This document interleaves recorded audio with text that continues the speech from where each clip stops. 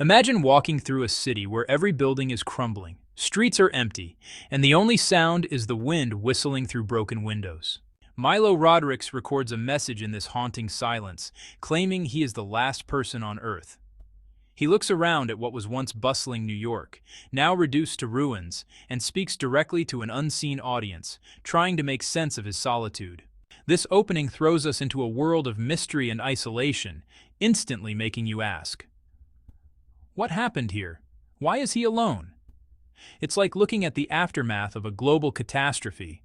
Think of Pompeii frozen in time, or the ghost towns after the Dust Bowl in the 1930s, but on a global scale. Milo's calm, scientific voice contrasts sharply with the chaos around him, pulling us into a story that promises both adventure and deep questions about humanity's fate.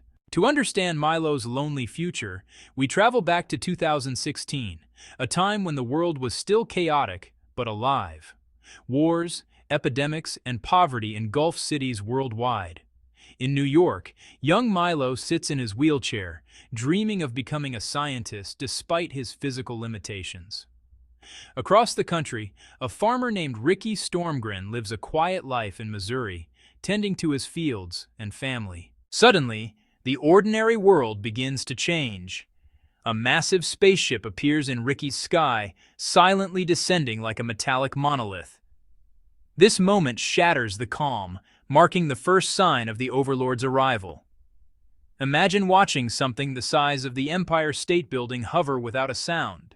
It's awe-inspiring, but terrifying.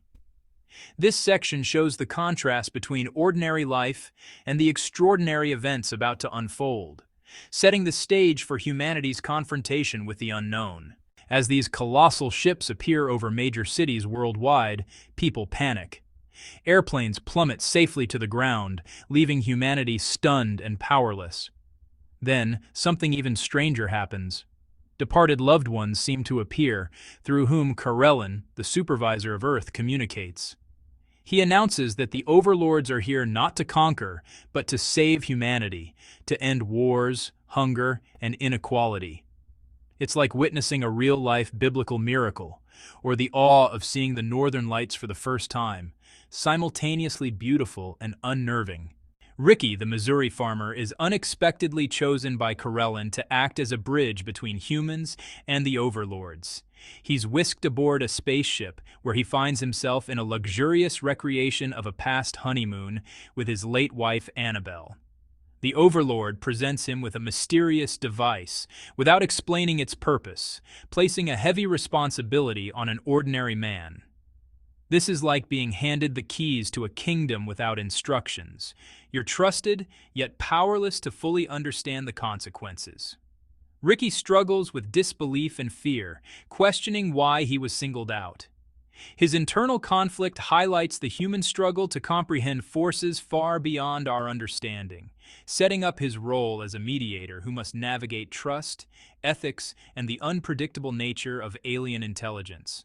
Not everyone welcomes the Overlord's control. Media mogul Hugo Wainwright forms the Freedom League, a group dedicated to resisting alien influence. Using fear and selective stories, like Peretta Jones's mother losing faith, he fuels global skepticism, convincing millions that the Overlords are cunning manipulators rather than saviors. This mirrors real-world events where, honestly, distrust spreads faster than truth, like misinformation during a pandemic or political upheavals. The Freedom League creates tension, showing that even with miraculous gifts like disease eradication and peace, humans struggle to accept guidance without proof. It also sets up the central question, can humanity unite under the Overlords, or will mistrust tear them apart? In New York, young Milo faces a personal miracle. Shot by a dealer while protecting his mother, he is resurrected by a beam of light from the Overlords.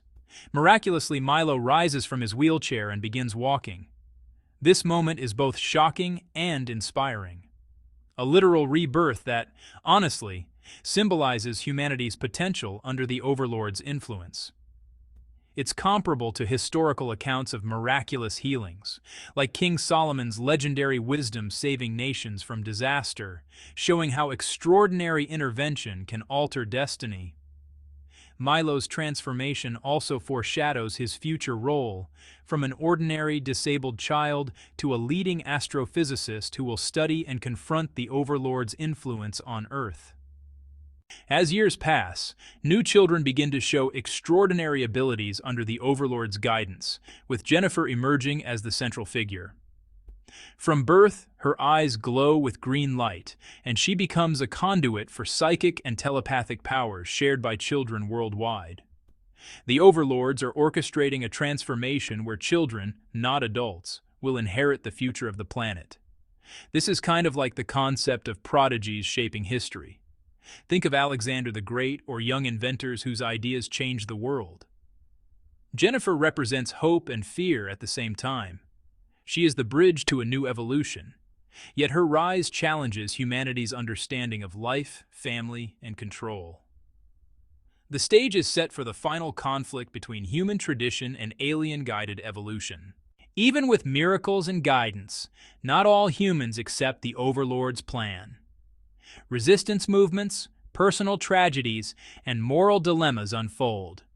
Ricky suffers cancer and infertility from exposure to the alien ship, while families like the Gregsons grapple with children showing strange powers. Peretta Jones and others question the Overlord's motives, fearing manipulation or loss of humanity. This tension, honestly, mirrors historical moments when societies faced revolutionary change, like the introduction of electricity or vaccination in the 19th century, where fear and mistrust often clashed with progress. These conflicts deepen the story, showing that technological or divine intervention alone cannot eliminate human doubt and struggle, and set the stage for the transformation of Earth's children into a new world order. Milo dedicates his life to understanding the Overlords. He studies the children's abilities, the changes in animals, and the mysterious technology, determined to uncover the Overlord's ultimate purpose. When he learns of the Overlord's home planet, he volunteers for a journey that will take 80 Earth years, using suspended animation to survive. This, in a way, mirrors explorers like Magellan or astronauts venturing into the unknown, driven by curiosity, courage, and the thirst for knowledge. Milo's journey emphasizes humanity's insatiable need to understand the universe, even when confronted with powers far beyond comprehension. His mission foreshadows the final revelation of the Overlord's true plan for Earth and the children, building suspense for the story's climax. As Jennifer grows, children across the world begin to demonstrate collective psychic powers, showing telepathy, telekinesis, and heightened intelligence. They form a global network, responding to the Overmind, the ultimate intelligence guiding the Overlords. Adults realize that the next generation is evolving beyond human limitations, effectively creating a new species. This evolution can be compared to how humans advanced from hunter-gatherers to civilizations with complex societies, only on a cosmic scale. The children are both the hope for a utopian future and a warning. Humanity's traditional ways of life, family bonds, and authority are being superseded. This moment raises ethical questions about progress, control, and what it means to be truly human. The Overlords reveal the full scope of their plan. No new human children will be born, and the existing children, led by Jennifer, will inherit the Earth. Adults are left to live out their days, witnessing the rise of a new era that replaces them. Families say their emotional goodbyes, like the Gregsons and others, as children ascend and embrace their extraordinary destiny.